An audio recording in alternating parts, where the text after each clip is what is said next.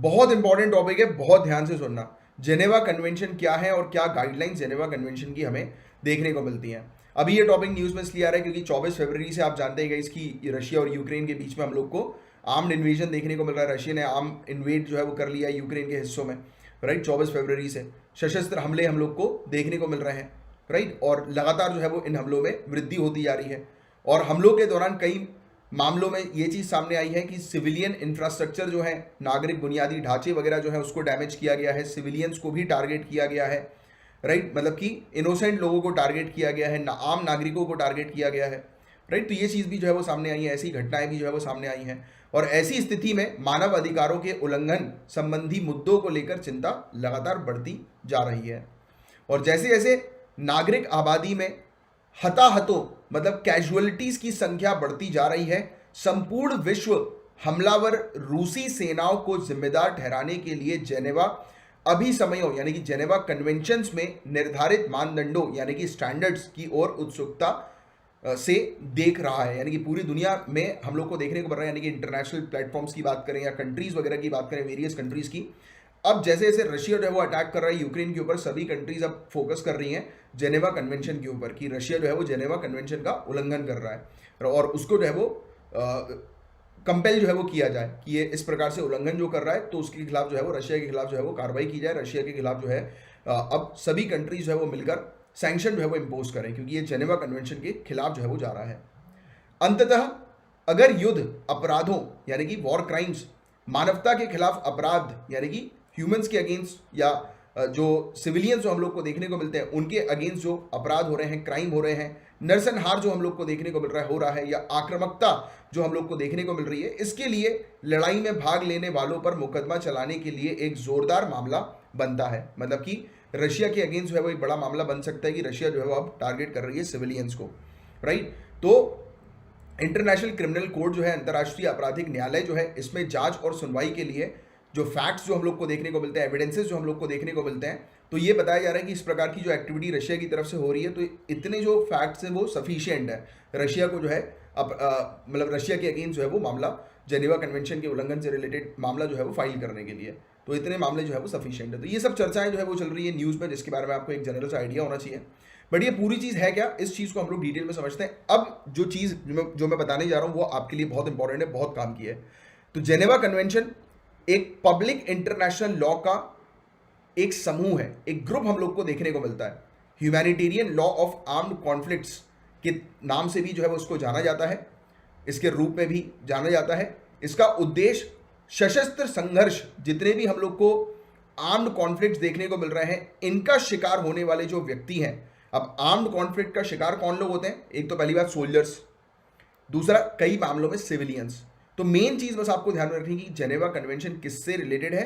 तो दो कंट्रीज के बीच में या दो से ज्यादा कंट्रीज के बीच में जब भी वॉर होता है तो आपस में कंट्रीज के जो सोल्जर्स होते हैं, राइट, तो कई बार कुछ सोल्जर्स हम लोग को देखने को मिलते हैं कि दूसरी कंट्री में जो है वो चले जाते हैं, उनको बंदी बना लिया जाता है। अभी लेटेस्ट एग्जांपल मैं आपको बताऊं तो हमारे विंग कमांडर अभिनंदन जी, याद आ रहा है आप लोग को कि एयर स्ट्राइक के दौरान जो है वो पाकिस्तान में गिर गए थे, राइट, और उनको पाकिस्तान ने जो है वो बाकायदा छोड़ा। पाकिस्तान जब उनको छोड़ रहा था तो पाकिस्तान कह रहा था कि हम हमारा दिल बड़ा है, देखिए हमने इनके जो है वो सोल्जर को जो है वो छोड़ा, सोल्जर को बिल्कुल सम्मान के साथ छोड़ा। अबे तुम्हें सम्मान के साथ छोड़ना ही था क्योंकि जेनेवा कन्वेंशन हमने सामने रख दिया था, रूल्स है, इंटरनेशनल लॉ है। तुम छोड़ते ही, अगर तुम नहीं छोड़ते तो सभी की सभी कंट्रीज तुम्हारे खिलाफ आ जाती। बहुत शाना बन रहा था ये, बट हमने फाड़ के रखी थी पाकिस्तान की।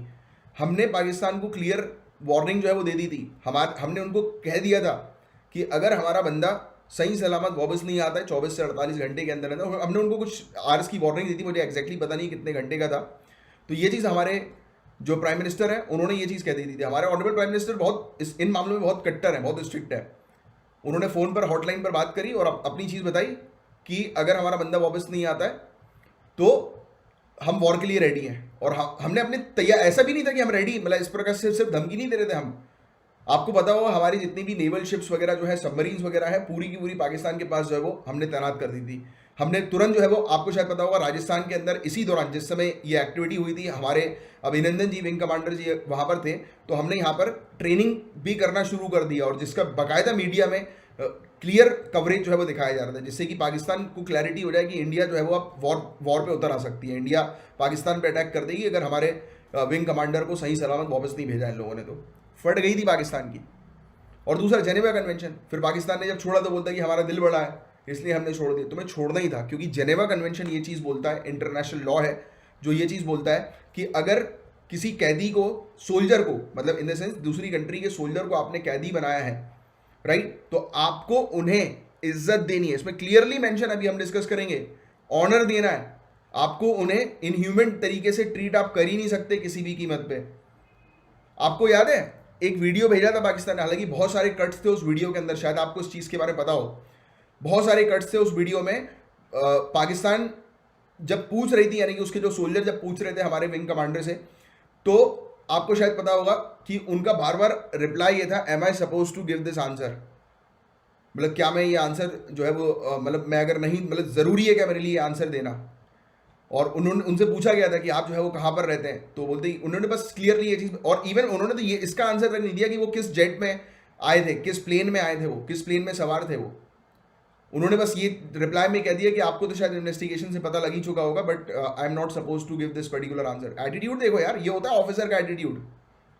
कॉमन मैन पकड़ा जाए 2 मिनट में, फट जाएगी उसकी, तुरंत सब कुछ उगल देगा। ये एटीट्यूड तुम लोग के अंदर लेकर आना है कि दूसरे देश में भी खड़े हो, गन्स लेकर आपके लोग आपके सामने खड़े हो, फिर भी अपने सीक्रेट्स किसी को बताना नहीं है। इसी की तो तैयारी कर रहे हो यार, सिविल सर्विसेज की तैयारी। तुम लोग जिस एग्जामिनेशन की तैयारी कर रहे हो, टॉप मोस्ट ब्यूरोक्रेट्स बनोगे। इतने कट्टर बनना है, इतना मजबूत बनना है कि फटनी नहीं चाहिए किसी से भी, चाहे कोई भी हो सामने, कोई भी खड़ा हो। डरना नहीं है किसी से, अपने आप को मजबूत बनाओ, पावरफुल बनाओ, पावर का गेम है पूरा। और ये पर्सनालिटी से बनोगे, पर्सनालिटी ऐसी आपको डेवलप करनी पड़ेगी। अब आप देखो ना, खुद आपके सामने एग्जाम्पल है, लाइव एग्जाम्पल। पाकिस्तान में है बंदा, उसके बावजूद भी उसके चेहरे पे डर का एक वो नहीं है। बाकायदा चाय पीते हुए टॉर्चर किया है उनको दिखाई दे रहा है कि टॉर्चर किया है उनको पाकिस्तान ने, ऐसा नहीं कि टॉर्चर नहीं किया, डेफिनेटली किया है, बट चेहरे पर डर नहीं है। यही चीज आपको अपने अंदर डेवलप करनी है। ये एग्जामिनेशन जिसकी तैयारी तुम लोग कर रहे हो, टॉप मोस्ट ब्यूरोक्रेट बनोगे, तुम्हारे पास ऐसे सैकड़ों चैलेंजेस आएंगे। जब आप डिस्ट्रिक्ट कलेक्टर ही बनोगे, तभी उसी समय आपके पास इतने सारे लोगों के फोन आएंगे, आपके दुश्मन बहुत सारे बनने लगेंगे जिनके अगेंस्ट आप रहोगे। तो क्या डरोगे ऐसे लोगों से? ये तो इंडिया के लोग हैं, इंडिया के छुटपुट गुंडे हैं। आपको तो टेररिस्ट तक के जो है वो आमने सामने जो है वो रहना है, उनसे लड़ना, उनको निपटाना है। हो सकता है कि आप जो है वो बहुत अच्छा परफॉर्म करें, आपको रॉ जो है वो रिक्रूट कर ले, रॉ के अंदर आप घुस जाए। रॉ के अंदर जब घुसोगे तो मजा आ जाएगा।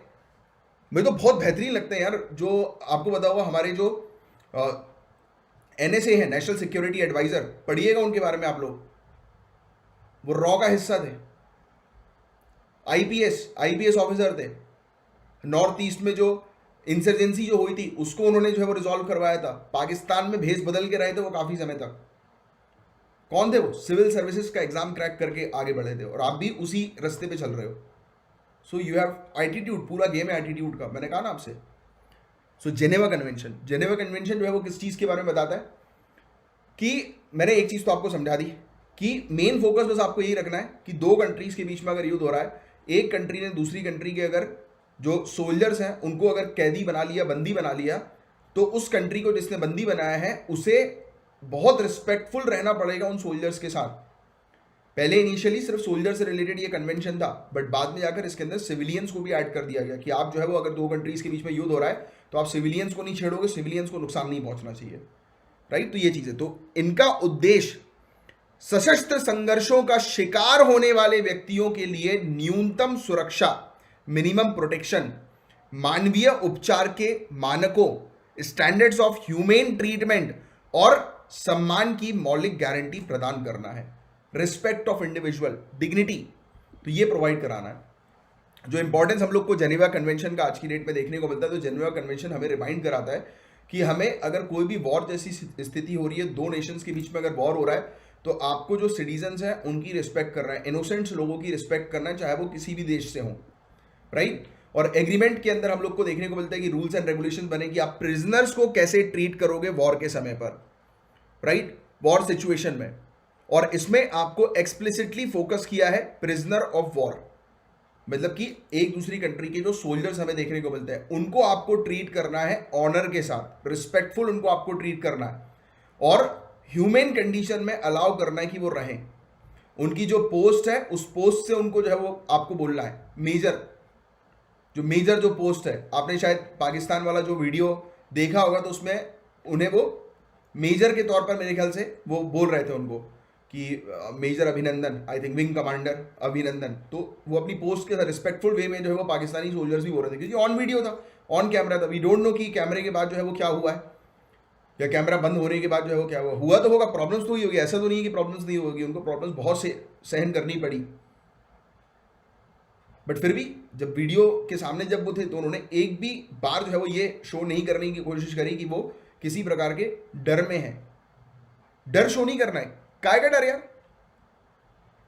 इस एग्जामिनेशन की आपने जो तैयारी करना शुरू किया है तो ये बात तो मान लो कि आप जो है वो नेशन के लिए तो आपको काम करना ही पड़ेगा, और नेशन के आगे जो है वो कुछ है ही नहीं।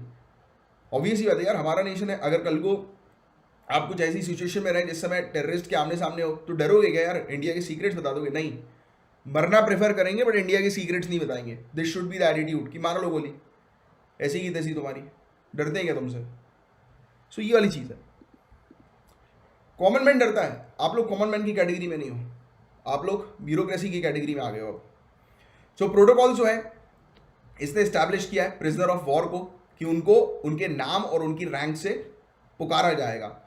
उन्हें अपने बारे में या उन कार्यों के बारे में अन्य विवरण प्रकट करने के लिए मजबूर नहीं किया जाएगा। Point to be noted.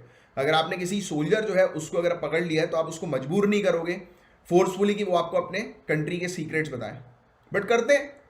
But Geneva convention का उल्लंघन होता है। बट जितने समय तक जो हमारे विंग कमांडर पाकिस्तान के अंदर थे, इवन आपको शायद पता हो कुछ जो विलेजर्स थे जिन्होंने उन्हें देखा था गिरते हुए, जो वहाँ पे गए थे, तो उन्होंने, आपने सुना होगा उनके इंटरव्यू में भी कि उनके पास एक पेपर था, एक कागज था, उस कागज को उन्होंने निगल लिया। जैसे ही उनको पता लगा कि वो पाकिस्तान की धरती में, उन्होंने जेब से निकाला एक कागज और उसको निगल लिया।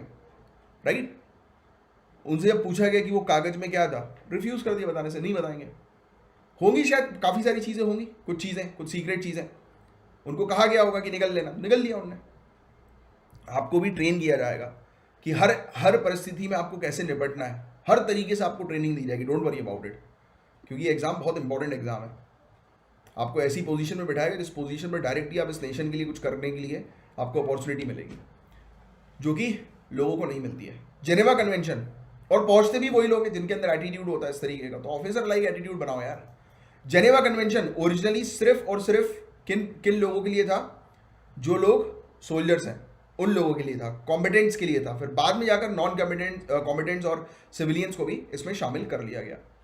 और जेनेवा कन्वेंशन जो है गाइस, इसके बाद हम लोग को एक सिस्टम देखने को मिलता है, सिस्टम ऑफ प्रोटेक्टिंग पावर्स, जो इंश्योर करता है कि इस कन्वेंशन को फॉलो जो है वो सभी के द्वारा किया जा रहा है। इन थ्योरी की बात करें हम तो आप ये कह सकते हैं, मतलब सिंपल तरीके से, कि इनके पास एक और अथॉरिटी होती है, एक बॉडी होती है जो ये चेक करती है कि सभी कंट्रीज जो है वो इसको फॉलो कर रही हैं कि नहीं कर रही हैं जेनेवा कन्वेंशन को। और इन प्रैक्टिस ये जो बॉडी है वो है international committee of the red cross. ये वाला रोल प्ले करती है, जो कि चेक करती है कि सभी कंट्रीज जो है वो जेनेवा कन्वेंशन को फॉलो करें। और कौन सी कंट्रीज ने जेनेवा कन्वेंशन को साइन किया है? तो जेनेवा कन्वेंशन रेक्टिफाई किया गया है 196 कंट्रीज के द्वारा, जो कि सभी के सभी मेंबर्स हैं इसमें यूनाइटेड नेशन के। और 4 कन्वेंशन में से पहले 2 प्रोटोकॉल जो हम लोग को जेनेवा कन्वेंशन के देखने को मिलते हैं, जिसको रेक्टिफाई किया था यूएसएसआर ने, यानी कि सोवियत यूनियन ने, रशिया ने नहीं किया था। और रिस्क यही है आज की डेट में कि रूसी सरकार जो है वो किसी भी जिम्मेदारी को पूरी तरह से अस्वीकार किए जाने की इसकी आशंका है। रशिया बोल सकती है कि मैंने जब कन्वेंशन को साइन नहीं किया है सभी के सभी, तो मैं कुछ इसके क्लॉजेस जो है वो उसको फॉलो नहीं करूंगा। तो ये वाली चीज़ है। तो ये तो अभी एक न्यूज़ में जो चीज़ें आशंका वगैरह, आशंका वाली चीज़ आपसे नहीं पूछी जाती, आपसे मेनली एक अंडरस्टैंडिंग आपको पता होनी चाहिए जेनेवा कन्वेंशन से रिलेटेड, जो कि मैंने भी आपको बता दिया। सिर्फ इतनी ही चीज़ आपको जेनेवा कन्वेंशन के बारे में पता होनी चाहिए। Got it? तो ये था पूरा ओवरऑल टॉपिक गाइस।